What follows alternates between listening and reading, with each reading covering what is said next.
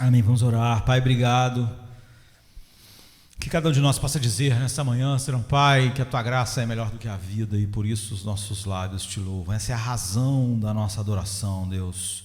Nossos olhos foram abertos para ver que a graça, a Tua graça é em Teu Filho amado e tudo que ela traz a nós, que é Tu mesmo, a Tua face, a Tua glória, ó Deus, o deleite que nunca começou, Senhor Pai, o deleite eterno que há entre a Trindade. Agora, Senhor Pai, nós fazemos parte disso, como Teu Filho orou por nós, para que a minha alegria esteja neles e a alegria deles esteja completa. Pai, eu quero que onde eu estiver, eles estejam, para que eles vejam a glória que eu tenho contigo antes que o mundo existisse. É o que queremos, Deus.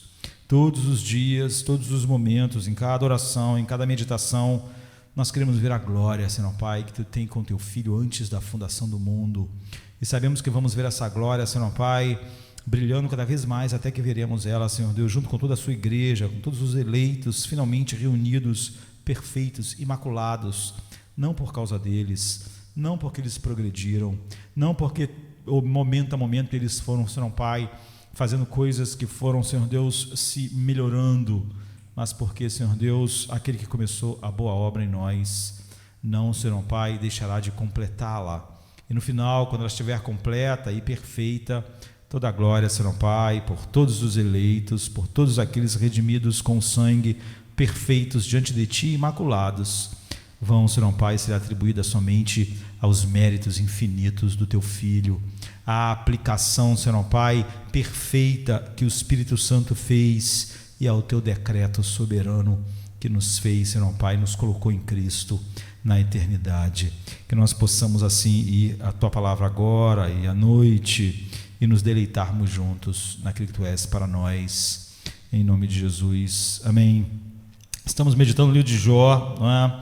E nós já passamos as cenas, os diálogos iniciais, e já estamos onde Jó está sozinho e seus amigos, depois de muito tempo, já que levou bastante tempo para as notícias chegarem a eles resolverem ir até Jó, se reunirem, chegarem lá, passou muito tempo, e aí onde a gente está. Mas eu vou querer andar alguns passos para trás, porque eu estava olhando essa semana para tudo que nós já meditamos, tantas semanas para trás, nesse início do livro de Jó, e eu acho que um personagem aqui foi pouco observado por nós, e ele de maneira direta vai desaparecer da história. Ele não vai desaparecer de fato, mas ele vai desaparecer de maneira direta. E então eu queria voltar e ler um único versículo no capítulo 1, no verso 8, para lembrar algo que não só aqui nós podíamos avançar sem olhar com mais atenção para esse personagem, como nós temos feito isso na vida. E é uma das falhas fatais da nossa cultura secularizada, não é? Então a Bíblia diz assim no verso 8: e disse o Senhor a Satanás: observaste tu o meu servo Jó? Ou em outra versão que diz: e o Senhor disse a Satanás: porventura consideraste meu servo Jó? A primeira coisa que a gente vê quando a gente estudou tudo que já estudamos em Jó é quão incertas são as coisas terrestres. Quão tolo é um cristão que se sente seguro porque a conta no banco dele não está vazia, ou se sente seguro porque lavou a mão e depois passou álcool em gel nela, ou porque ele está fazendo tudo muito certinho para se proteger. Quão tolo seria o crente que acumulasse seu tesouro em qualquer lugar, exceto o céu, e sentisse qualquer tipo de tranquilidade baseada nisso. A prosperidade de Jó prometia tanta estabilidade. Se tinha uma pessoa que tinha uma vida estável, era Jó. ninguém debaixo do sol, né, debaixo das estrelas, tinha uma vida mais estável, mais segura. Se alguém podia ficar tranquilo pela situação em que vivia era Jó. O homem tinha ao seu redor uma grande família, e servos, e filhos unidos. Naqueles dias, as famílias grandes, né, eram tudo, eram fundamental. E ele tinha todas essas coisas reunidas. Você vê, ele tinha uma grande riqueza, ele era o mais rico lá do Oriente, mas ele não era rico porque especulava na bolsa. Não era um negócio que você pode ter bilhões hoje e amanhã tudo pode, por causa do mercado, por causa de alguma coisa. E ele também não era uma pessoa que tinha tudo investido, grandes somas, mas numa coisa só, que se aquilo der errado, tudo vai embora. Ele havia acumulado uma riqueza de um tipo que não sofre uma desvalorização repentina. Como é assim? Mesmo quando alguém opera com ações, onde é perigoso no mercado financeiro, ele diversifica os investimentos. Se der errado num canto, tem outro. Mas não Jó, ele tinha bois, milhares, jumentos, gado, terra. O que pode acontecer? Ele não tinha que ir ao mercado e à feira para negociar. Se tudo no mundo desse errado, Jó produzia comida, roupa, tudo que era necessário. Então ele não precisava ir negociar produtos para obter alimento, para obter roupa, para obter sustento. As coisas, e o negócio de Jó, ele não só era muito rico, era muito seguro do ponto de vista humano. E seus filhos, adultos, e tudo o que era necessário para uma vida tranquila e abastada, ele produzia, ainda que não tivesse mais ninguém para vender para ele nada. E era muito diversificado.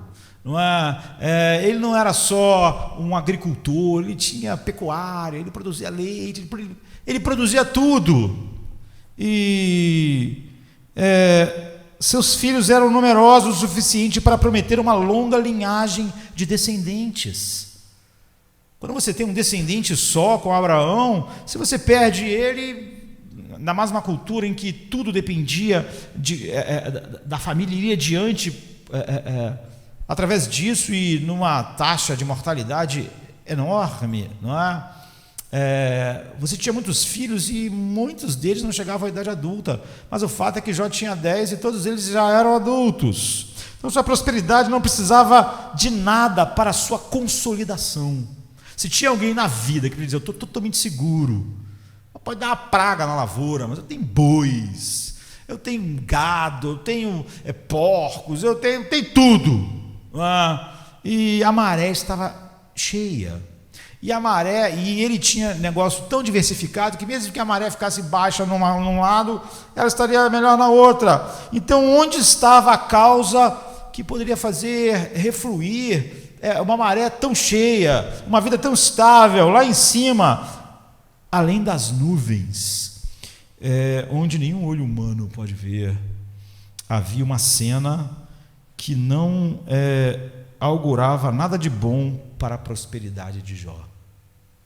Você acha que você pode fazer na terra, você pode ser o homem mais equilibrado, o maior gênio do investimento, da diversificação, e seus bilhões estarem espalhados em tantos negócios, mas o problema nessa sociedade secular é que há coisas que estão acontecendo que não tem nenhuma relação com nada disso. E nós sabemos que Satanás então estava ali cara a cara com o Deus infinito de todo bem, e uma conversa extraordinária aconteceu entre os dois. E quando é chamado a prestar contas das suas ações, como o diabo tem que prestar contas a Deus, como todos os anjos, como todos finalmente,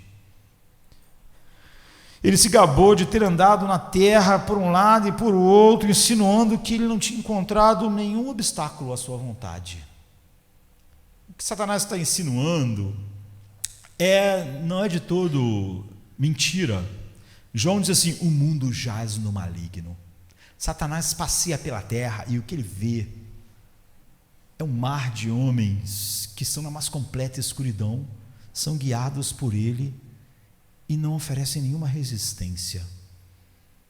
São guiados pela escuridão e não oferecem nenhuma resistência. Jesus disse: a luz veio ao mundo e o mundo não aceitou, porque o homem amou as trevas. E nós sabemos, João diz em 1 João 5,19, que somos de Deus e que o mundo inteiro está sob o poder do maligno.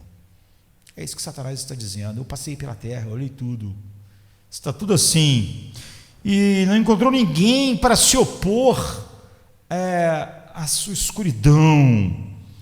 E ele havia então marchado por toda parte como um rei, entre aspas. Você pode dizer: mas não devia usar essa palavra. A Bíblia chama ele de o príncipe desse mundo. Não é um príncipe com direitos verdadeiros, mas o mundo jaz no maligno. Ele está, como a Bíblia diz, quando nós nos convertemos, nós somos tirados do império das trevas e fomos levados para o reino do Filho do seu amor. É onde o homem está. Então, não havia ninguém, ele está dizendo, desafiando os seus domínios. Colossenses 1,13, como eu mencionei, diz: ele nos libertou do império das trevas e nos transportou para o reino do Filho do seu amor. Então, quando o grande Deus disse: não, onde a minha graça age, esse poder não é nada, né? Você viste o meu servo Jó? E, a saber, no coração de Jó havia uma genuinidade em amor a Deus. Era um lugar que a graça fez ser um castelo inexpugnável, guarnecido pela integridade, mantido com a perfeita lealdade do Espírito Santo como propriedade do Rei do céu, como alguém que o Pai deu ao Filho antes da fundação do mundo. E o maligno, então, ele diz que isso devia ser colocado em prova, e disse que a integridade do patriarca se devia à sua prosperidade, que ele servia a Deus e evitava o mal por motivos sinistros. Satanás tem sempre motivos sinistros, né? E Satanás, a princípio, ele conhece tudo a partir do seu próprio coração escuro. Ele acha que todas as pessoas têm motivos sinistros, e tem mesmo, não é? Todas as pessoas são centradas em si e estão interessadas em algo quando aquilo é bom para elas ou não. E Deus então ouve isso e dá permissão para ele tirar todas as suas misericórdias, que ele afirmava serem os alicerces, os pilares da integridade e do amor de Jó a Deus. A questão é: onde estão os nossos pilares, os nossos alicerces? É fundamental. Essa história fala muito a respeito disso. Nós sabemos como eles implodem um prédio, não é? Pode ser o maior prédio, a maior ponte. Eles não vão lá e bum, explode tudo. Senão, o nome diz explosão, não é implosão. Eles colocam as bombas, as dinamites, nos lugares críticos que sustentam toda a construção. Quando eles detonam, o que acontece é que não explode tudo.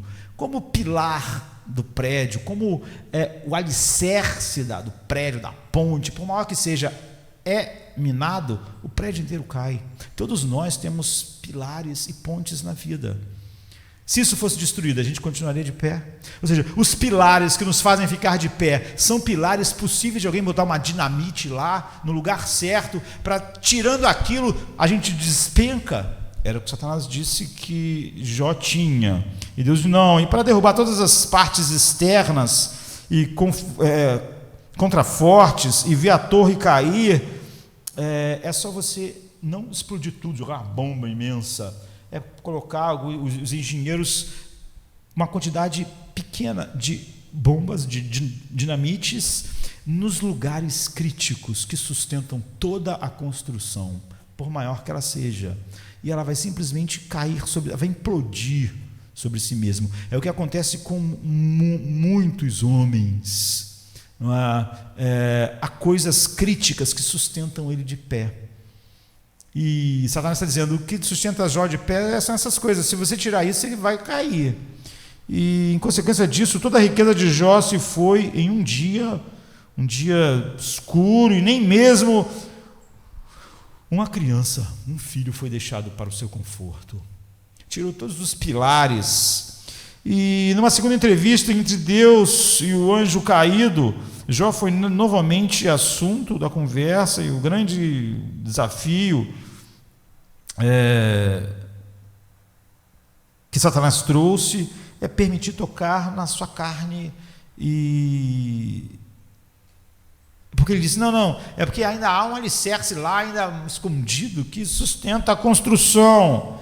E o príncipe, o grande Jó, o milionário, o homem saudável, com 10 filhos, aquele que era rico e feliz, agora ele não é só pobre e miserável. Ele está cheio de doenças da cabeça aos pés, para as quais não há nenhum remédio, nem para aliviar a dor. E a única coisa que ele pode fazer é pegar um caco de telha e se coçar. E como nós vimos, ele diz que sai pus das suas feridas. E a gente vai ver nisso a mutabilidade de todas as coisas terrestres. É a descrição de Davi de que tudo no mundo é construído sobre mares revoltos. E se a vida das pessoas está sobre o mar assim, quem pode dizer como o mar vai estar amanhã? Então não coloque sua confiança em nada debaixo das estrelas. Essa é a verdade bíblica, essa é a verdade que Cristo trouxe. Lembra-se que mudança está escrita na frente de tudo do nosso mundo. Ninguém poderia ter investido dinheiro melhor, de maneira mais segura, mais diversificada do que Jó. Não pense que depois de ter feito tudo você está em segurança. Não pense que depois de ter tomado todos os cuidados você está em segurança. Não pense depois que você tenha feito tudo. Não existe um vírus no mundo, existem milhares e milhares e milhares. É totalmente impossível evitá-los. Portanto, não diga: a minha montanha está firme, ela nunca será movida, diz a Bíblia. Não existem montanhas firmes no mundo. Então, o relance dos olhos do grande eu sou pode transformar a tua montanha em pó. Você ou eu, se sentirmos paz em qualquer coisa, ou se alguém podia sentir tranquilidade na solidez da sua vida, era Jó.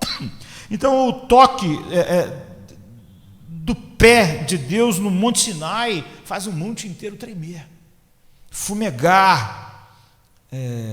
Paulo então diz para nós: põe as suas afeições nas coisas do alto, onde Cristo está sentado à destra de Deus. É o único lugar firme.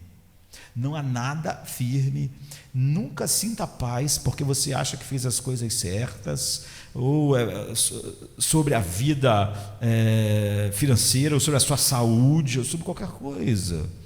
Coloque as suas afeições no lugar à destra de Deus, onde Cristo está sentado. Deixe o seu coração e o seu tesouro está onde Jesus disse. Sabe por que você é ansioso? Não adianta levantar desculpas psicológicas. Você está ansioso hoje, com medo do que vai acontecer amanhã, com medo de o vírus finalmente te encontrar, uma célula se dividir de uma maneira errada. E isso acontece porque você colocou o seu tesouro onde os ladrões podem roubar, onde a ferrugem pode comer, onde vírus atinge, onde incêndios acontecem. Você botou o seu tesouro no lugar assim. Então, as palavras de Bernardo de Claraval, não é um monge assim, com escritos muito interessantes, nasceu em 1053. Ele diz: esta é a verdade, esta é a verdadeira e principal alegria, que não é concebida da criatura, mas recebida do Criador, a qual, sendo uma vez possuída, ninguém pode tirar de ti, em comparação com a qual todos os outros prazeres é tormento. Toda alegria é tristeza. Coisas doces são amargas perto disso. Toda glória é vileza e todas as coisas deliciosas são totalmente desprezíveis em comparação. Este não é, no entanto, o nosso assunto essa manhã. Aceite isso apenas como uma introdução do discurso que realmente eu acho importante a gente olhar aqui. O Senhor disse a Jó assim: você considerou meu servo Jó, você observou ele, você prestou atenção nele. E a gente vai falar rapidamente a respeito disso. Em que sentido se pode dizer que o espírito maligno te considera? Deus fala assim: você já prestou atenção? Podia ser o nome de qualquer um de nós. Em segundo lugar, a gente nota que ele considera o que Satanás considera sobre você, sobre mim e sobre aqueles que se dizem povo de Deus. E no fim, o nosso consolo é a reflexão de que alguém muito acima de Satanás nos considera num sentido muito mais elevado do que Satanás. Então, em que sentido Satanás considera o povo de Deus? Em primeiro lugar, certamente não é no sentido bíblico. Há um sentido maravilhoso em considerar, pensar e meditar. Não é? Por exemplo, há um versículo que diz assim: o Senhor considera as suas aflições. Isso quer dizer o quê? O salmista diz: considere Deus a minha meditação, ou bem-aventurado aquele que considera as Escrituras. Ou seja, quando você considera a Escritura, você está querendo ver nela o quê? Você está querendo ver nela as riquezas, as belezas. Você vai às Escrituras querendo encontrar nelas a beleza final para o teu coração. Não é assim que Satanás nos considera. Você considera as Escrituras como um tesouro que vai te satisfazer. E tal consideração implica o quê? Boa vontade, uma inspeção cuidadosa do objeto de benevolência com relação a uma distribuição sábia da mente de Deus para nós. Nós achamos que a Bíblia é um tesouro, nós vamos considerar ela com nossos corações cheios de desejo de encontrar nela todas as coisas que vão fazer nossos corações se deleitarem em Deus. Nesse sentido, Satanás nunca considera ninguém. Ele nunca está olhando para alguém para ver alguma coisa boa, alguma coisa que possa ser, de alguma forma, luz. Se ele tem alguma benevolência, é apenas para consigo mesmo. Ou seja, Satanás é a quintessência do que o pecado é. O pecado é nele e em nós estar voltado para si mesmo. Satanás só observa as pessoas com interesse próprio. Quando nós consideramos a palavra de Deus, nós temos um interesse voltado para fora, para Deus. E quando ele considera sobre as criaturas, sempre é uma consideração malévola. Nenhum flash meteórico de boas coisas passa pela mente em escuridão final de Satanás. E ele também não nos considera, como nos é dito, para considerar as obras de Deus. Ele não está, que admiração, como a graça age, eu vou considerar isso, eu vou pensar a respeito disso. Ele não está querendo obter, ao nos considerar, aprender algo sobre a beleza de Cristo, sobre a sabedoria de Deus, sobre a glória da graça. Não, ele odeia essas coisas. Ele não honra a Deus pelo que ele vê em nós. Ele não sente nenhuma alegria, ele não considera a minha vida, a sua vida, para encontrar um motivo de ver algo belo em Deus. Não é como ele age, não é?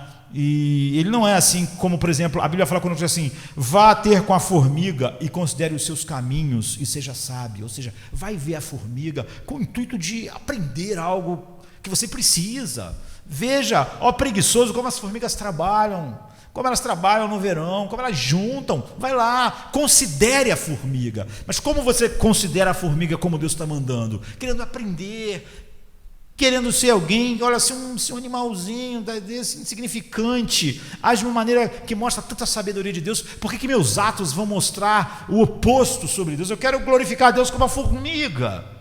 É assim que nós consideramos. A consideração que Satanás presta aos santos de Deus é totalmente diferente. Ele olha com uma determinação totalmente oposta.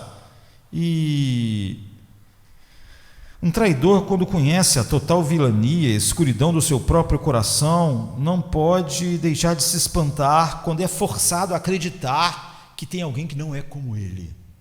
Pessoas maldosas acham que todo mundo é maldoso. Pessoas que se aproximam de outro por interesse acham que todo mundo se aproxima por interesse. Pessoas que se aproximam de alguém querendo ganhar vantagem acham que todo mundo faz isso. Um coração escuro não consegue ir além disso. Então, o primeiro recurso de um coração traiçoeiro é acreditar que todo mundo é traiçoeiro. Isso é uma das maneiras com qual o homem na escuridão consola a sua própria escuridão. Então o traidor pensa que todos os homens são traidores, que se não traíram é porque era conveniente. Ele não pensa, eu sou traidor porque eu sou uma pessoa vil. Certa vez eu escrevi uma frase na internet: fale bem das pessoas pelas costas dela. Quem fala mal do outro pelas costas, ele acha que todo mundo faz a mesma coisa. É o jeito que ele se consola, é como a escuridão funciona. Quando Satanás olha para um cristão e encontra fiel a Deus e a sua verdade, um deleite em Deus, ele não fica admirado no sentido bom. No máximo ele acha que isso é a maior tolice e idiotice. Mas ainda assim ele tem que se perguntar por que essa pessoa está agindo assim. Ele parece dizer, um príncipe, um anjo, muito mais poderoso que essas pessoas reunidas nesse lugar aí, no Rio de Janeiro, não quero submeter minha vontade a ninguém. E eu achei melhor essa ira infinita do que o deleite em Cristo. Mas eu vou guardar a minha posição. Essa é a essência do incurvatus em si, do orgulho, não é? Então, é óbvio que ele presta atenção, que tipo de graça guarda os eleitos de Deus? Eu era um vaso de ouro, mas essas pessoas são vasos de barro. Eu não poderia ficar na minha glória, mesmo tendo sido criado muito mais poderoso que eles. Como é que eles podem?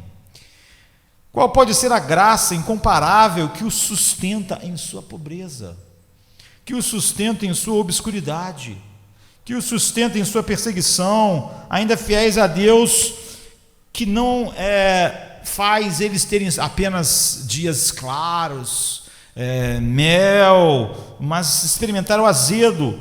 Pode ser que ele também se maravilhe com a felicidade. Com a felicidade.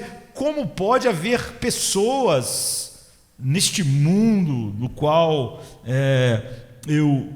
no homem caído, os tenho? Como eles podem ter uma alegria indizível e cheia de glória?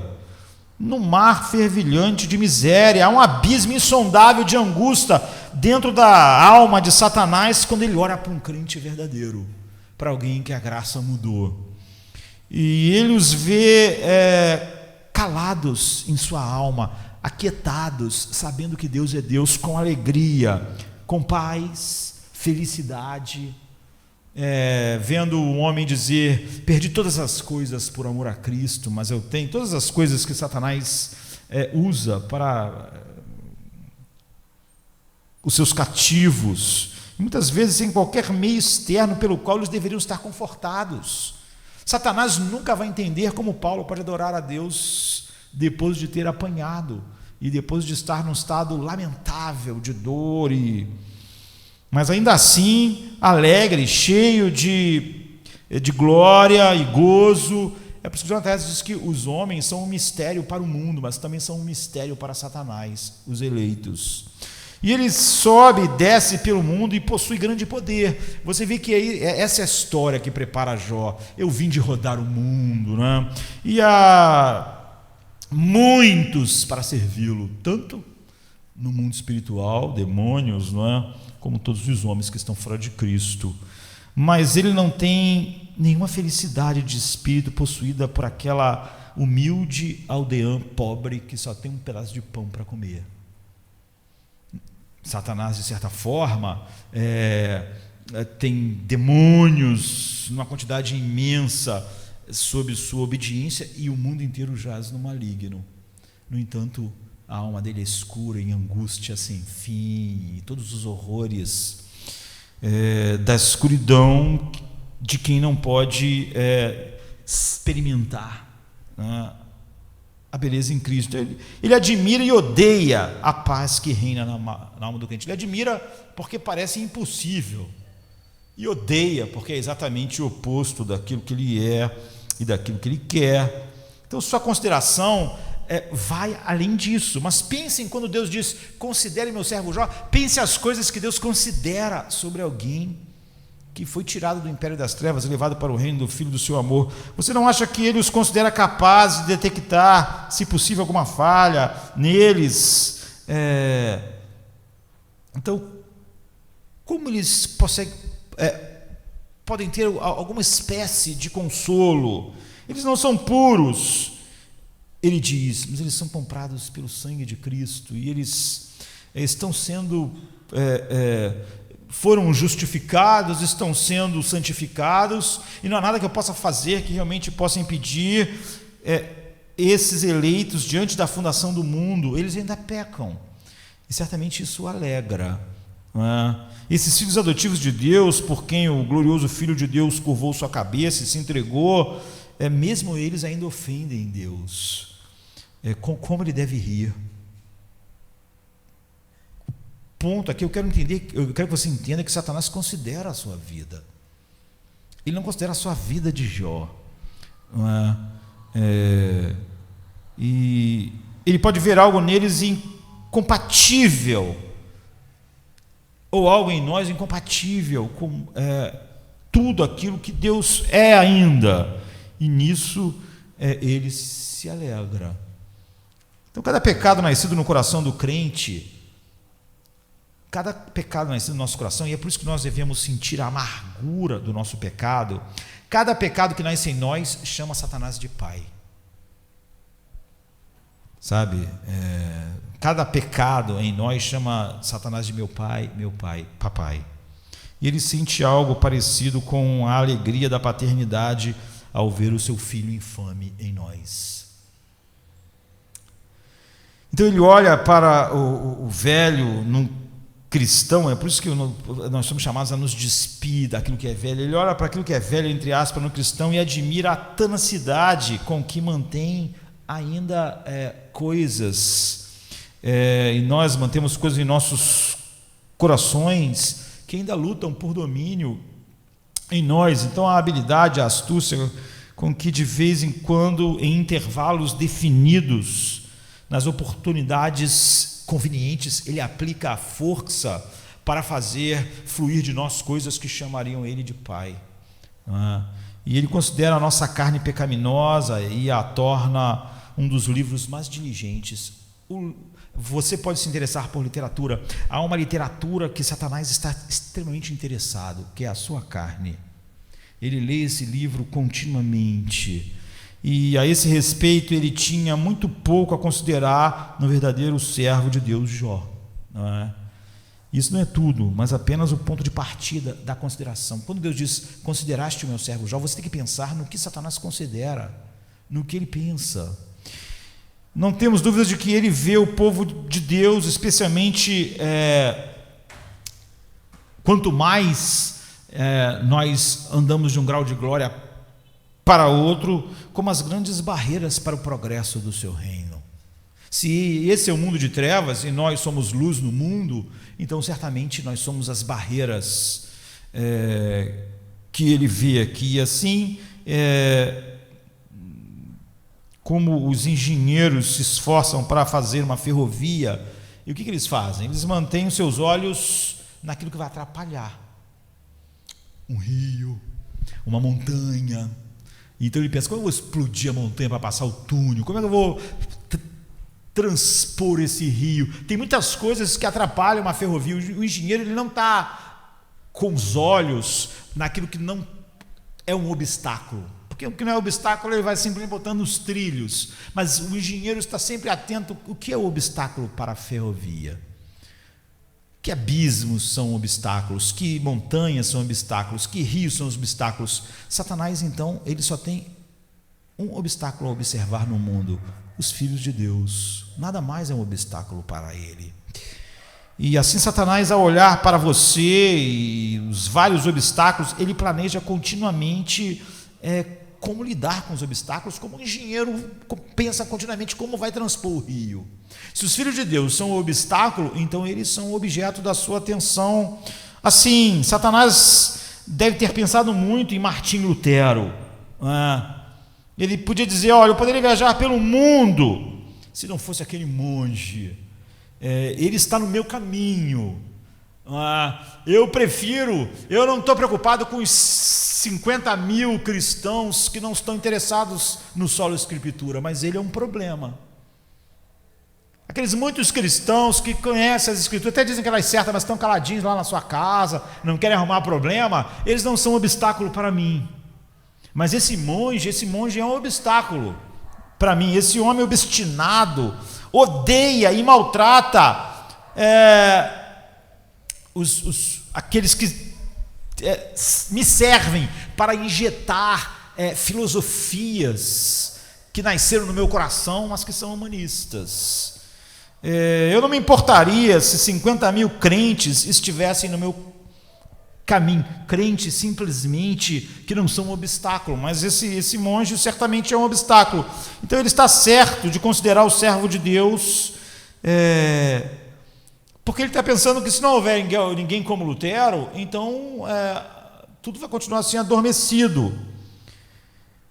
Mas se Lutero se destaca dos seus companheiros e diz, não, só as escrituras, isso é um problema para mim, é um problema. Então aqueles de nós que são chamados, de fato, temos que ser um obstáculo, assim, considerado. E quando Satanás mira a sua mente telescópica, ele está de olho naquele guerreiro terrível que ele tem que atacar.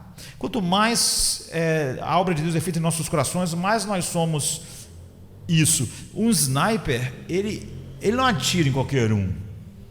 O sniper, porque às vezes tem lá um soldado que não importa.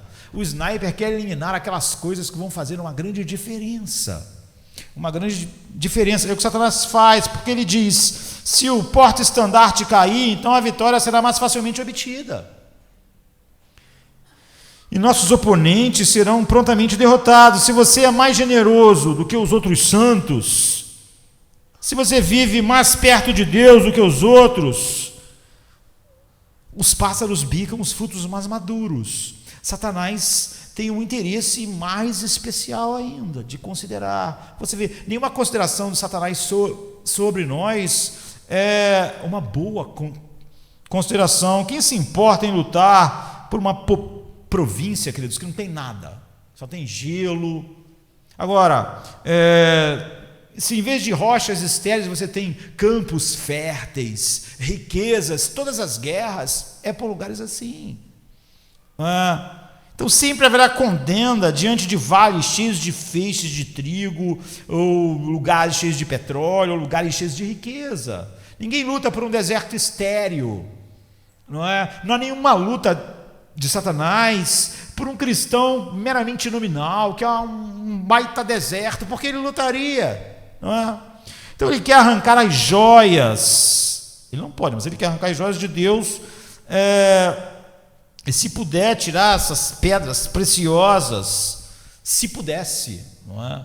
Até do peitoral do sumo sacerdote final, e ele não pode. Ele considera então o povo de Deus vendo-os como obstáculos. Se você realmente é alguém comprometido e que se deleita em Deus, você é um obstáculo para Satanás, e ele nunca tira a atenção dos seus obstáculos.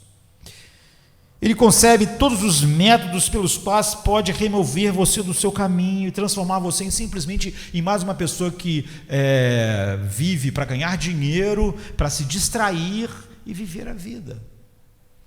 O que esse texto quer mostrar para nós é que quando você olha só para a vida, você não pode enxergar a vida sem enxergar o que está muito além desse mundo.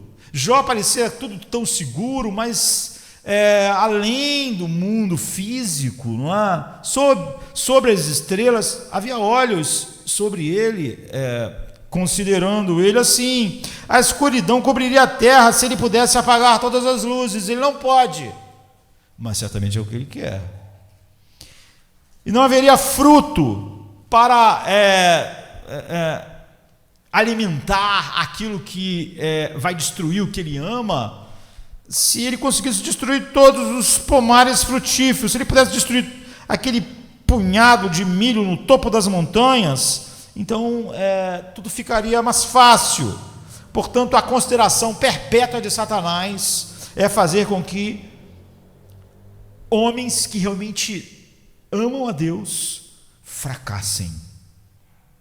E ele simplesmente não dorme, não descansa, não vai jogar videogame, não vai se distrair na internet, ele não faz mais nada. Então não é preciso muita sabedoria para discernir que o grande objetivo de Satanás é considerar o povo de Deus para prejudicá-lo, que dia e noite ele observa tentando destruir. Não é uma consideração como a Bíblia diz: considere a palavra de Deus, que você está considerando para a edificação, para ver coisas boas, para ser. Não, ele considera o tempo todo, mas o tempo todo é assim. Eu dificilmente acho que ele espera destruir. Dificilmente não. Eu tenho certeza que ele não espera conseguir tirar nenhum dos eleitos comprados pelo sangue de Cristo. Ele é bom demais em teologia para achar isso. Ele foi frustrado com demasiada frequência pela graça de Deus quando fez isso. Ele não pode pensar, ele é incapaz de pensar, ser capaz de destruir aquilo que Deus fez no coração de um eleito. E como o texto diz assim: se Mordecai for da linhagem dos judeus, diante dos quais começaste a cair, não prevalecerás contra ele, mas certamente cairás diante dele. Foi o que o adivinho disse para nós: olha, se ele então você não vai conseguir, por mais que você tenha estratégias. Satanás sabe disso, ele sabe muito bem que existe uma semente real na terra, na qual a luta dele é em vão. E não há nenhuma possibilidade de na mente dele ocorrer que alguém que fosse escolhido por Deus poderia realmente ser destruído por ele. No entanto, Satanás não sabe quem são os eleitos. Ninguém sabe. Satanás só pode saber quem são os eleitos exatamente como eu e você podemos, pela observação e pelo fruto. Satanás ataca todo mundo que na sua mente, pode ser ou não, ele está sempre observando, mas os decretos de Deus são os decretos de Deus. Só Deus sabe quem ele deu os filhos na eternidade, nenhum anjo, nem Satanás, nem nós. Nós não vemos na testa de ninguém nesta manhã aqui escrito eleito. O que nós podemos ver é que Deus, apesar de não ter dado o nome dos eleitos, disse como eles seriam, disse o que faria nos seus corações, disse como eles amariam o seu filho. Satanás está na mesma situação. Ele não perderia seu tempo tentando destruir, embora ele deseja que os eleitos desonrem Deus. Isso já é um prazer escuro suficiente para ele. E ele não sabe, ele ataca todo mundo. Ele não chega sabendo que Pedro é eleito e Judas não é. Ele vai atacar todo mundo. Não é? No entanto, apesar de ele não saber, É óbvio que ele está atento às nossas ações externas, tentando sondar as nossas motivações. Você vê, ele tem depois de observar, ele tem uma ideia de que Jó tem motivações vis, tem motivações erradas, que ele realmente é obediente externamente, que realmente a vida de Jó externamente está, por mais que ele possa observar alguém muito mais do que nós podemos, ele vê que a observação dele externa parece que Jó, mas ele desconfia de que os motivos de Jó não são verdadeiros. Então, ele certamente tem uma vantagem sobre nós quando observamos alguém, já que você só pelo fruto pode saber quem alguém é de verdade, se é eleito ou se foi chamado por Deus de fato, mas ele tem uma experiência longa em fazer isso. Nós temos um período curto de vida e o nosso tempo, mas ele faz isso há milhares de anos.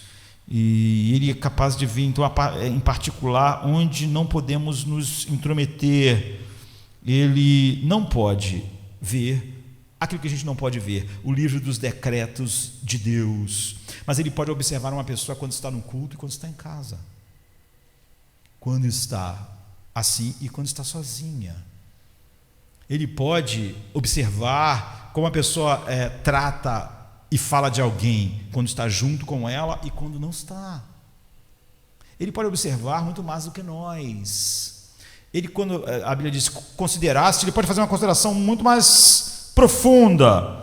E vale ainda o que Jesus disse: pelo fruto conhecereis. E visto que, entretanto, muitas vezes estamos errados em nosso julgamento, ainda assim, com todas essas vantagens, ele também está. Ele está errado sobre Jó. E por isso a política dele é destruir todo mundo, é atacar todos. Ele acha que Jó não mas eu vou atacar, sem saber que tipo de sucesso ele vai obter. Não importa se for um eleito, ainda assim eu posso fazê-lo desonrar a Deus. Eu posso fazer coisas surgirem em determinados momentos que vão me chamar de pai. E ele ainda anda em busca de quem possa devorar. Isso que Pedro está dizendo. Ele ruge como um leão. Ele está sempre atacando, ele está sempre pronto. Ele não sabe. Então ele ataca assim. Alguém pode dizer: como o diabo pode fazer isso? Ele não faz isso sozinho. Na verdade, o diabo, como nós, está num lugar de cada vez. Satanás, não é?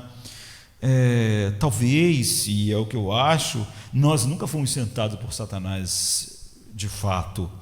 Não é? Nós não somos notáveis suficientes para isso, mas ele tem gente ao seu serviço o suficiente. Então, ele tem toda a hoste de espíritos, não é?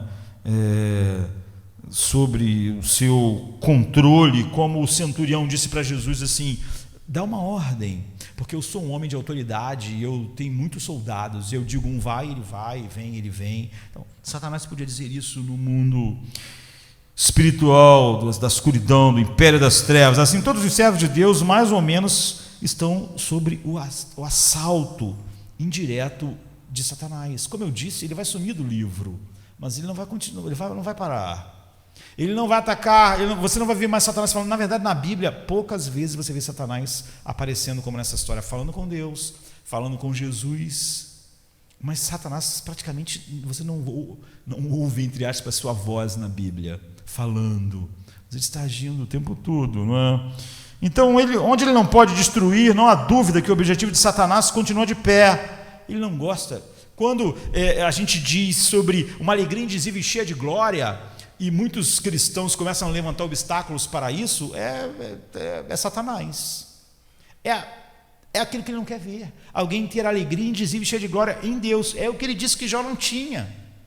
Às vezes tem pessoas que são cristãs, são cínicas, mas esse cinismo é um cinismo de Satanás. Satanás não acredita que alguém possa ter alegria indizível e cheia de glória em Cristo, porque ele odeia isso. Ele não pode realmente acreditar que alguém tem um prazer imenso naquilo que é o seu desprazer.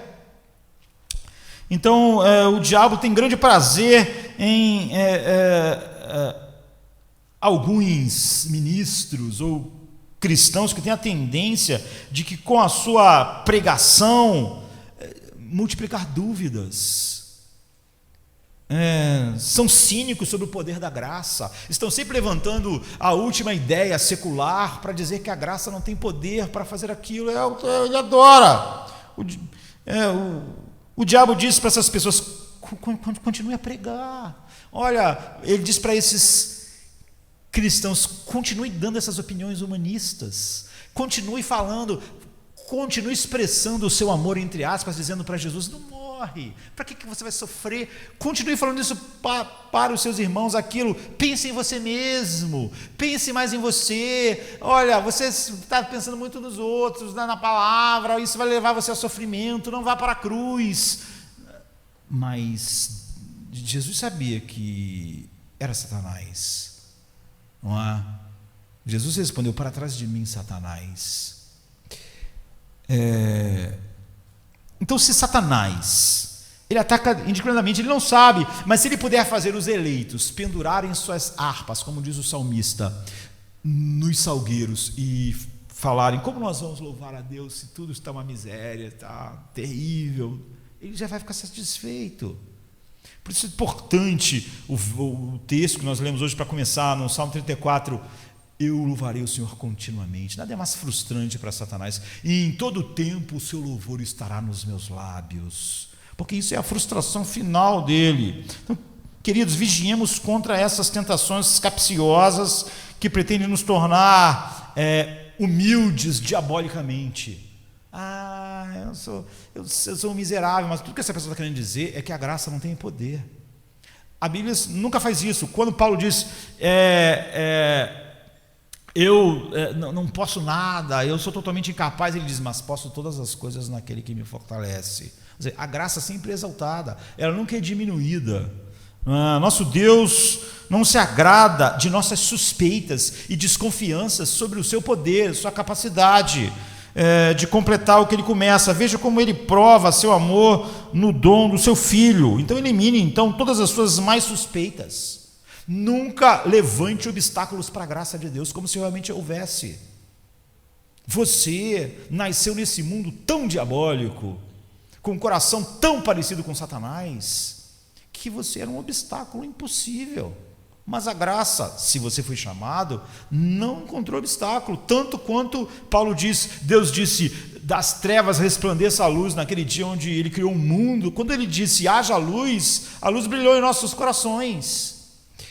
Então Deus se deleita em ser adorado com alegria. Deus só aceita qualquer coisa que fruto da nossa alegria. Jesus entregou a sua vida com alegria, ele deu o seu Filho alegremente. Paulo diz, Deus se alegra aquele que dá com alegria, porque tudo que a gente faz, adoração, dar nosso dinheiro, viver, morrer, sofrer, deve ser fruto do transbordar da alegria. Isso é exatamente aquilo que é o horror de Satanás. Quando ela diz: alegrai-vos no Senhor, vós justos, cantai de alegria todos vós que sois retos de coração, alegrem-se sempre no Senhor. E novamente eu digo, alegrem-se. Satanás odeia. Satanás gosta daquelas pessoas que inventam 1000 desculpas para um cristão ser uma pessoa miserável aos olhos do mundo, uma pessoa que mostra claramente que as fontes da salvação não têm água suficiente. Esse é o trabalho de Satanás. Mas você vai escutar o humanista secular para explicar a sua miséria. E Satanás, como falou através de Pedro, vai falar através de todo mundo aquilo que é conveniente. Martinho Lutero costumava dizer assim, nos dias mais escuros: gente, vamos cantar salmos e contrariar o diabo. E eu não tenho dúvida de que essa é uma das coisas mais maravilhosas saídas da boca de Lutero. Vamos nos alegrar em Cristo e contrariar Satanás. Tudo que ele está fazendo é para ir para o lugar oposto, pois aquele que ama o oposto da adoração, odeia o coração que se alegra e adora a Deus verdadeiramente. E ele está bem ciente de que os cristãos tristes, que não sabem lidar com a vida, que não sabem lidar com a dor, que não sabem lidar com o problema, que não sabem lidar com o vírus, que não sabem lidar com as doenças, que não sabem lidar com a carência, desonram totalmente a Deus no mundo, porque desconfia de Deus, porque desconfia da sua providência, porque desconfia da sua sabedoria. É o que Satanás procura, esses frutos. Ele trabalha por ele pensa que se ele puder nos preocupar até que a gente não acredite mais na constância, na bondade e no amor de Deus, ele terá roubado o louvor de Deus dos nossos lábios. A Bíblia diz: aquele que oferece louvor glorifica a Deus. Então, o que ele quer é isso, e assim Satanás põe um machado na raiz do nosso louvor, para que Deus seja não glorificado declarativamente através de nós. Além disso, se Satanás não pode destruir um cristão verdadeiro, um eleito, quantas vezes ele estragou a sua utilidade? Muitos crentes caíram não para quebrar o pescoço. Eu diria que um eleito nunca vai cair para quebrar o pescoço, não é? Ou seja, mortalmente, como Eli caiu da cadeira. Isso é impossível. Mas ele já quebrou muitas pernas de cristãos que vão mancar para o resto da vida. Ele já quebrou muita utilidade de cristãos verdadeiros que para sempre vão carregar o opróbrio do seu pecado. Ele já destruiu muitos pastores que, a despeito de serem cristãos verdadeiros, não têm mais autoridade de pregar a palavra de Deus, porque suas vidas foram uma vergonha para o Evangelho. Sua imoralidade desonrou totalmente Deus, e agora essa marca está lá para sempre. Nós podemos dizer claramente que Deus esqueceu e perdoou, mas o mundo à sua volta não. O mundo à sua volta não. As pessoas que viram, presenciaram, nunca mais. Ou seja, essa pessoa não caiu e quebrou o pescoço, é impossível, mas você vê, de alguma forma, Satanás fez aquele homem manco para sempre, como Jacó ficou manco por motivos diferentes, não é? Mas ele ficou manco para o resto da vida, nunca mais poderia correr livremente. Se ele sabe que não pode, mas ele está interessado nisso. Nós podemos nos lembrar que, com pesar de alguns homens que já foram eminentes nas fileiras, e depois eles se tornaram uma vergonha para a verdade de Deus, e depois eles foram perdoados e restaurados. Mas como a Bíblia diz que o opróbrio segue o pecado, o opróbrio está lá. Todos pensavam, esperavam que fossem todos sabem que, por fim, aquela pessoa é salva como que pelo fogo, mas a sua utilidade foi quebrada. Então você pode logo se virar e apagar a sua vela, mas acendê-la não é tão fácil assim. Então, querido, amado de Cristo, a Bíblia diz o tempo todo: vigie contra as astutas ciladas do diabo. Ele te observa. O que Deus falou sobre Jó, a gente não vai acabar isso hoje, eu vou continuar falando sobre isso, tem muita coisa aqui. O que ele falou sobre Jó é verdade sobre você. Observaste, e certamente ele observou. Você vê que ele pode, como eu disse, ele não sabe os decretos de Deus, mesmo ele só pode ter a visão do que alguém é pela sua observação externa, mas ele pode também lançar dardos, pensamentos de fora para dentro, mas ele pode se enganar, como se enganou com Jó, mas ele não vai ficar confuso, ele vai atacar, não é? Então, fique firme, porque você, como a coluna da casa de Deus, é querido no coração de todo verdadeiro filho de Deus. Todo filho de Deus quer ver todos os filhos de Deus firmes. João diz assim: eu me alegro em saber que os meus filhos andam na verdade.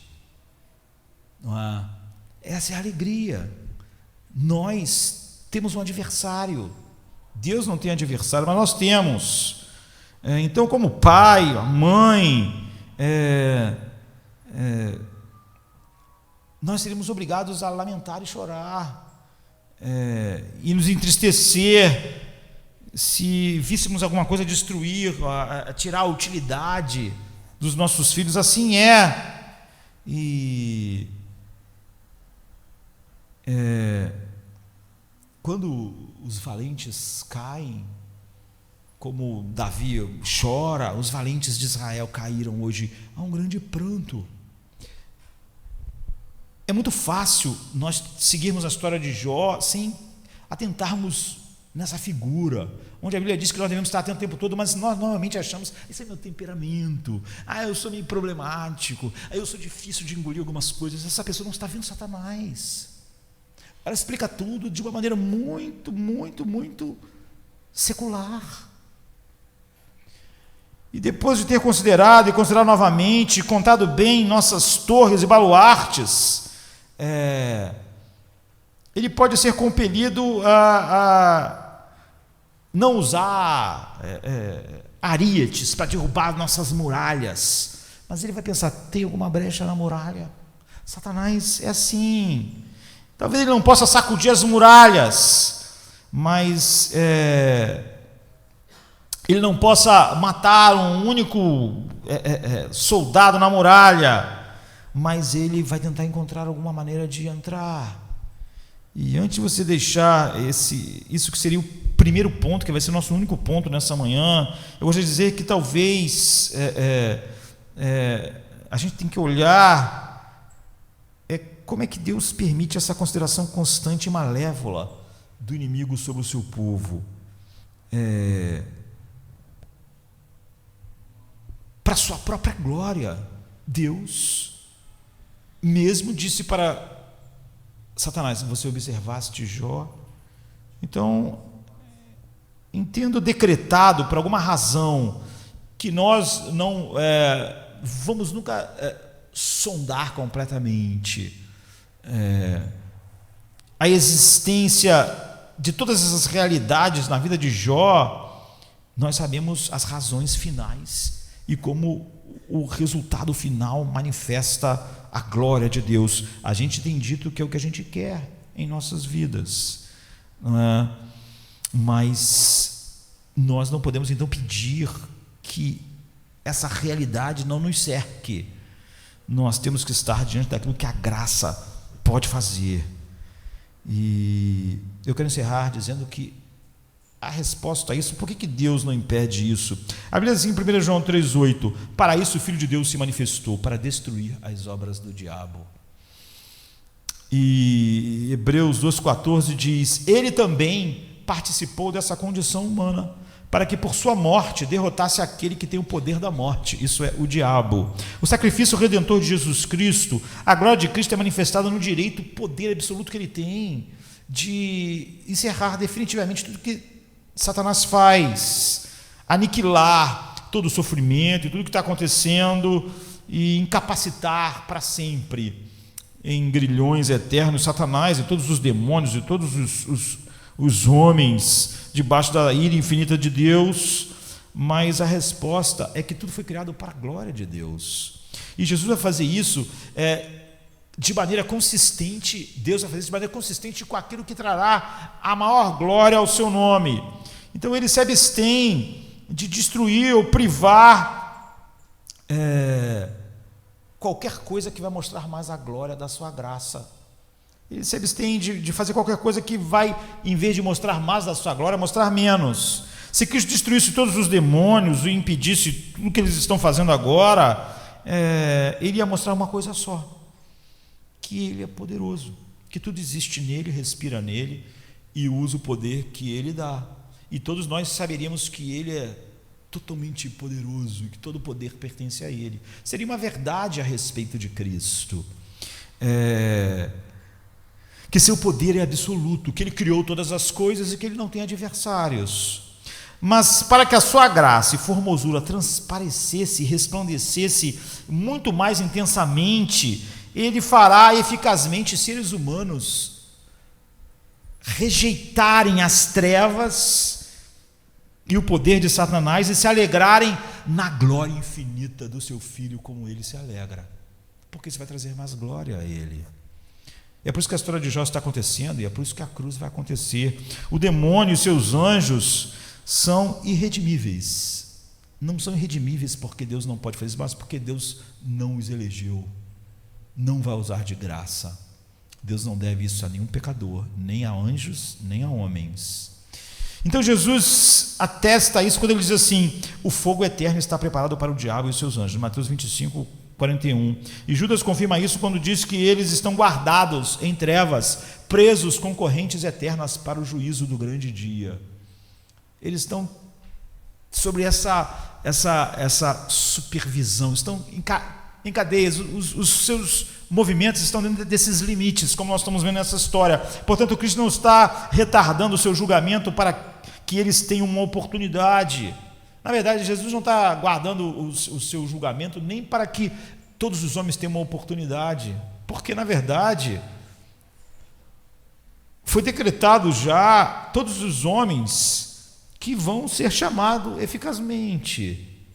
Uns vão se escandalizar como judeus, outros vão achar uma loucura como mas os que são chamados, esses vão achar a cruz, a sabedoria de Deus. Então, por que ele não os destrói de uma vez por todas? E por que Deus não acaba com a história do mundo em escuridão e termina com a influência maléfica de Satanás? Será que o diabo e seus anjos têm, entre aspas, livre-arbítrio, ou seja, uma força tão grande a ponto de determinarem suas próprias ações? Certamente eles têm livre agência, como todos os homens. Eles fazem o que querem, mas o que eles querem, o que Satanás quer sempre é voltado para si mesmo e é a essência do pecado como ser humano. E Cristo seria incapaz de detê-los ou trazer o julgamento ao mundo inteiro hoje? Por isso que a gente nunca pensa que o dia do julgamento está atrasado, porque isso não tem nada a ver com pressa. E inúmeros textos ilustram o direito e o poder de Cristo de possuir, dominar e destruir Satanás. Tudo foi criado nele, todas as potestades, todos os principados. E você vai ter 1000 textos a respeito disso. A decisão de deixar que Satanás permanecesse no mundo não foi baseada no fato de que Cristo não tem o direito de terminar a história na hora que ele quiser. A decisão de que o dia do juízo final não é hoje, se não for, não é porque de alguma maneira Deus tem que esperar alguma coisa acontecer. Então, qual foi a razão para que isso acontecesse? Para que essa história acontecesse, para que a gente visse tudo o que o Satanás observa em nós todo o tempo, o que ele faz todo o tempo. Cristo deve ter grande interesse em que Satanás continue a existir e que a história ainda continue, porque apesar de ter o direito e o poder de aniquilar imediatamente Satanás e todos os homens serem finalmente enfrentarem a sua ira infinita, todos respiram, existem nele, ele resolveu derrotar Satanás em estágios, o que custou ele se tornar um homem e morrer na cruz. Por isso o Filho de Deus se manifestou, nós lemos, para destruir as obras do diabo, mas não da maneira que a gente imaginava, não é? Como ele fez isso? Hebreus 2,14 responde: ele também participou da nossa condição humana, para que por sua morte ele derrotasse aquele que tem o poder da morte, isto é, o diabo. Em outras palavras, Cristo se tornou um homem para que ele pudesse morrer. A única razão de Jesus se tornar um homem é por causa da cruz, não há nenhuma outra razão. Se tornar um homem não é uma coisa boa. A gente, como ser humano, pode achar que isso é uma coisa honrosa, ser um ser humano. A Bíblia diz: ele se esvaziou e se tornou um homem, ele se humilhou. Há uma distância infinita entre Deus e um homem, ainda mais no mundo como o nosso. Isso significa que o objetivo de Cristo em derrotar o diabo deve ser diferente de simplesmente acabar com a sua influência. O objetivo final de todas as coisas não é simplesmente Deus trazer o juízo final. Não. Cristo poderia ter feito isso com uma ordem. Poderia ter feito isso no Éden com os homens. Ele poderia dizer para Satanás: simplesmente vai para o inferno. E o homem pecador também. E o diabo teria ido. E os homens também, como irão. Então, que tipo de derrota Cristo impôs? Ele derrotou Satanás na cruz. Derrotou como? É por isso que foi melhor do que tirar Satanás da história. Satanás é derrotado pela morte de Jesus. Deus não mostrou só o seu poder imenso, mostrou uma quantidade tão grande de belezas. Paulo apresenta essa explicação ao referir-se à morte de Cristo. E tendo despojado os poderes e a autoridade pela morte de Cristo, fez de Satanás um espetáculo público, triunfando sobre ele na cruz. Colossenses 2,15. Em que sentido ele despojou os poderes e a autoridade de Satanás? Se Satanás continua a enganar, como está em 2 Coríntios 4,4, ele cega os homens para não ver a luz da glória de Deus na face de Cristo. Se ele continua a tentar, como está em 1 Tessalonicenses 3,5, se ele continua a enganar, como está em Apocalipse 20,30, se ele continua a lançar o povo de Deus na prisão, como está em Apocalipse 2,10, se ele continua aprisionando os filhos de Deus, como está em 2 Timóteo 2,26, e ele continua a destruir, ou destruindo a carne, como está em 1 Coríntios 5,5, ele não parece estar desarmado e destruído, mas, no entanto, tendo despojado os poderes e a autoridade pela sua morte, fez de Satanás um espetáculo. Ele foi totalmente despojado na cruz. Você pensa, mas ele está fazendo essas coisas, ele não aparenta estar desarmado, nem destruído. Como então ele foi desarmado pela morte de Cristo? E uma das respostas é que a morte de Jesus anulou o efeito maléfico do pecado para todos os que foram dados a Cristo pelo Pai. A arma da culpa e do pecado que destrói as almas foi tirado da mão de Satanás. Ele não tem mais essa arma contra quem Cristo morreu. Ele fica assim a única arma que pode condenar: o pecado perdoado. A única arma final que Satanás tem de verdade é o pecado não perdoado. Ele não tem mais, ele foi despojado. A gente lê isso em 1 Coríntios 15, 55, 57, onde diz: onde está, ó morte, a tua vitória? Onde está o teu aguilhão? O aguilhão da morte é o pecado, e a força do pecado é a lei, mas graças a Deus que nos dá a vitória por meio do Senhor Jesus Cristo. Então, por que o pecado é o aguilhão da morte? Porque somente o pecado não perdoado pode condenar a alma e fazer a morte ser a ruína. Se não há pecado, a morte não arruína ninguém, não é? A Bíblia diz: bem-aventurados aqueles que morrem no Senhor. Por conseguinte, Satanás não pode destruir a alma por meio de nenhuma coisa que ele faz, ou de qualquer poder que ele tenha. Mas graças a Deus, diz Paulo, que nos dá a vitória por meio do Senhor Jesus Cristo, pois também Cristo sofreu pelos pecados de uma vez por todas, o justo pelos injustos, para nos levar a Deus. 1 Pedro 3,8.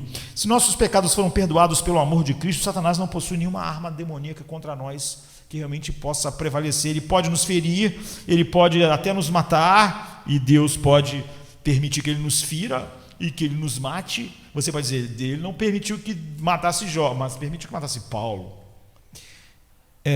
Satanás não possui nenhuma arma demoníaca de verdade contra nós. Ele pode nos ferir, pode nos matar, mas não pode nos condenar. Foi isso que o autor da carta de Hebreus quis dizer quando escreveu assim: mediante a morte, Cristo derrotou aquele que tem o poder da morte, isso é, o diabo. Satanás tinha o poder da morte no sentido de ter um aguilhão. A morte, como o pecado, como seu aguilhão, leva o homem para a sua ruína eterna. Mas agora, por meio do sangue de Cristo, nossos pecados são perdoados, e o poder que Satanás tem de destruir almas está anulado para nós. Não existe nenhuma condenação para os que estão em Cristo Jesus.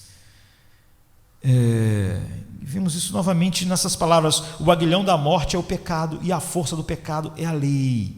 1 Coríntios 15, 56. Se o pecado é o aguilhão letal da morte, é porque a lei determina que aquele que pecar morrerá, pois o salário do pecado é a morte eterna. Romanos 6, 23. Então Paulo diz que quando Cristo morreu como nosso substituto perfeito, em Colossenses 2,14, ele cancelou a escrita da dívida que consistia em ordenanças e que nos era contrária. Ele a removeu, pregando-a na cruz. Assim, a arma da lei foi tirada da mão de Satanás, e ele não pode mais usar a lei para nos condenar. E sem o pecado e sem a lei para condenar a nós, Satanás é um inimigo derrotado. Tudo o que pode acontecer agora, em tudo que ele faz contra os verdadeiros filhos de Deus, é mostrar mais a glória e o valor infinito de Cristo.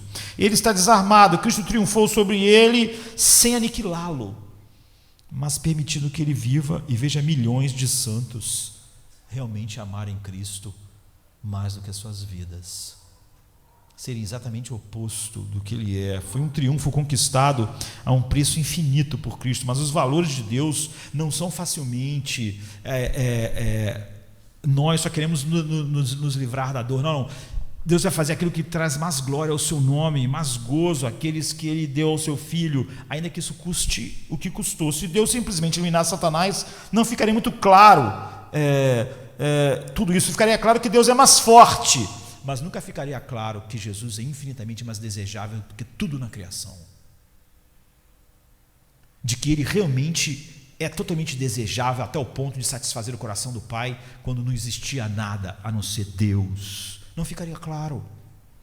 Deus deseja então que a sua glória resplandeça não apenas por atos de poder físico, mas também por meio de atos de poder moral e espiritual que exibem a beleza de Cristo e fazem dele a alegria indizível e cheia de glória no coração de homens aqui neste mundo, e retirar pecadores das mãos de Satanás mediante o sacrifício redentor de Cristo, que levou sobre ele os nossos pecados e obedeceu fielmente à lei, cumpriu a lei, foi uma vitória muito mais gloriosa do que simplesmente destruir o inimigo. Além disso, você deve lembrar que, incidentalmente, a tentação de Satanás serve ao povo de Deus. Tudo que ele fez com Jó está abençoando o povo de Deus até hoje, além de ter abençoado Jó. Então, o escritor antigo diz que eles são o arquivo que remove grande parte da ferrugem da autoconfiança do nosso coração, e eu devo acrescentar como isso é necessário. Satanás atacou Paulo com um espinho, mas isso, em vez de destruir Paulo, fez dele uma pessoa humilde, mais parecida com Cristo. E um puritano experimentado observa que não há tentação no mundo que seja tão ruim quanto não ser tentado de forma alguma, pois ser tentado tende a nos manter acordados, ao passo que, estando sem tentação, carne e sangue são fracos, e embora o espírito queira, ainda assim podemos cair no sono, mas não assim. Então as crianças, elas correm para o pai quando se sentem ameaçadas. Você corre para o pai se você vê o mundo como Deus está vendo, mesmo quando parece ser diferente. Não é? Você não tem seguranças nas coisas que Jó não tinha. Você vê que quando todos os contrafortes e pilares que pareciam sustentar a vida de Jó foram tirados, existia realmente um pilar, um alicerce, que não era desse mundo. Como vai se destruir um pilar que está sentado à destra de Deus? Então Jó estava firme. Então a Bíblia diz: sejamos sóbrios e vigilantes, porque o nosso adversário, o diabo, como um leão que ruge, anda em busca de quem possa devorar. E que nós que estamos em uma posição assim, pensemos como daqui para frente. Eu quero olhar algumas coisas aqui ainda. Satanás vai desaparecer da história, mas você vai ver ele na mulher de Jó, você vai ver ele nos amigos de Jó, você vai ver que ele sempre vai usar aquilo que é mais fácil nos atingir. Muitas das vezes Satanás é mais fácil nos levar para longe do que Deus quer através dos nossos amigos, através da nossa esposa. Ele sabe que às vezes levantando inimigos contra nós não vai conseguir o que ele quer. Mas e se for nossa esposa? E se for o conselho dela que nos afasta de Deus? E se for o conselho do nosso esposo? E se for um grande amigo como Pedro que diz para nós: não vá para a cruz? Então, quando você está vendo o mundo como Deus vê e a vitória que nós temos em Cristo, nós sabemos que o diabo, nós realmente vemos o diabo como um adversário sagaz. Nós não ouvimos a nossa esposa achando que o diabo não pode falar através de alguém que nós amamos tanto. Nós não vemos o nosso esposo assim. Nós vamos ver que os amigos de Jó, a esposa de Jó, foram grandes obstáculos quando parecia que Satanás estava quieto. Ele não estava quieto. Ele não vai mais falar nesse livro, mas ele vai continuar falando. E como Jesus, que apesar de amar muito Pedro, e de as palavras de Pedro parecer ser carregadas de amor, pôde dizer: para trás de mim, Satanás. Nós vemos um mundo muito diferente do mundo secular que as pessoas veem. Nós realmente pegamos toda a armadura de Deus, porque sabemos que lutamos contra esses poderes nas regiões celestiais, sabemos suas intenções, e nossos novos corações são capturados pela beleza de Cristo, e somos livres, porque sabemos que o nosso inimigo está desarmado por tudo aquilo que foi feito, e Deus vai mostrar ao mundo, e vai mostrar no dia final, como realmente esse mundo, a graça foi suficiente para fazer homens e mulheres ter uma alegria indizível no seu Filho. Eles não vão ter uma alegria nele no céu, quando não houver mais dor, quando não houver mais tristeza, quando não houver mais perdas. Eles se alegraram nesse vale de lágrimas em seu Filho, como o bem final dos seus corações, como ele fez Jó experimentar. Esse é o poder da graça contra um adversário contínuo que Satanás é nas nossas vidas. Come to